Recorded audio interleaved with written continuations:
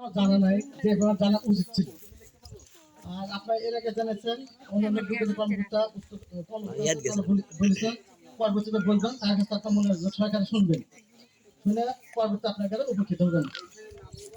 আর যেহেতু আমাকে বলার জন্য একটু দিতে, আমার যেটুকু জানা আছে এই জিনিসটা আপনার সাথে আমি একটু শেয়ার করছি।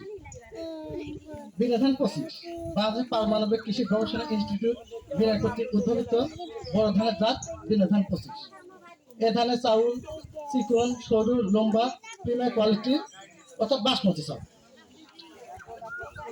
এখন আপনারা বলতে পারেন যে আমরা অনেকদিন থেকে আবাদ করি, চিকন চালে আবাদ করি, কোয়ালিটি ধান চাউল আবাদ করি, আমরা বিনা 25 ধান আবাদ করবো কোন যুক্তিতে?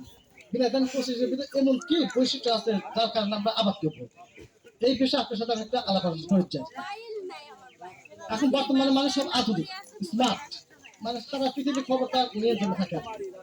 পৃথিবীর মধ্যে সবচেয়ে বিখ্যাত ধান হচ্ছে পাকিস্তানের long basmati, Indian basmati. Indian basmati এই ধানটা হচ্ছে আন্তর্জাতিকভাবে স্বীকৃত, অর্থাৎ বিশ্বমানের ধান হচ্ছে বাসমতি ধান বা বাসমতি ধান।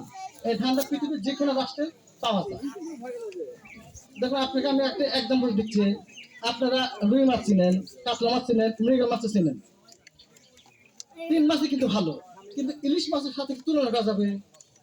তুলনা করা যাবে না। এই বিনা ধানের 25টা নিজস্ব একটা বৈশিষ্ট্য আছে, নিজস্ব একটা গুণ আছে, যার বিকল্প কেউ নাই। আবার এর মানে এই না অন্যান্য ধানকে আমি শুরু করে দেখেছি, এক এক ধানের এক একটা বৈশিষ্ট্য। পৃথিবীর মতো বিখ্যাত রাষ্ট্র হচ্ছে ধানের জন্য চীন, কিন্তু ধান নাম করছে পাকিস্তানের বাসমতি। পাকিস্তান বাসমতি, ইন্ডিয়ান বাসমতি, আমাদের বিনা 25 বাসমতি এক কোয়ালিটি, ধানটা আন্তর্জাতিক মানে। আর এই কারণে আপনারা বুঝবেন যে এই ধান আবার করবো কি করবো না। আর একটা কৃষকের সবচেয়ে বড় গুণ সঠিক জাত নির্বাচন করা, সঠিক সময় নির্বাচন করা, উপযুক্ত সময় নির্বাচন করা। যদি আপনারা এই বিনা 25 ধান আবাদ করেন, তাহলে তার একটা উপযুক্ত সময় আছে। আপনার অগ্রহণের প্রথম থেকে অগ্রহণের 15 মতো বীজ ফেলাতে হবে, এবং বীজের বয়স কোনো কারণে 30 থেকে 35 দিন বেশি হওয়া যাবে না।